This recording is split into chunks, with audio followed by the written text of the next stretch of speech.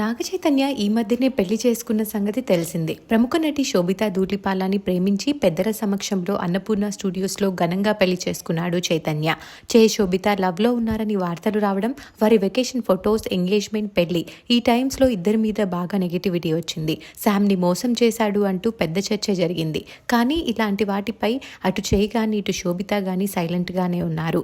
రీసెంట్గా ఒక పోడ్కాస్ట్లో మాత్రం శోభితాకి దీనికి ఎలాంటి సంబంధం లేదు, కానీ అందరూ ఆమెను అనడం నాకు బాధను కలిగించింది అన్నాడు చైతన్య. అయితే రీసెంట్గా శోభిత తన సోషల్ మీడియా వేదికగా ఓ పోస్ట్ చేసింది. ఆ పోస్ట్ ప్రస్తుతం నెట్టింట్లో వైరల్గా మారింది.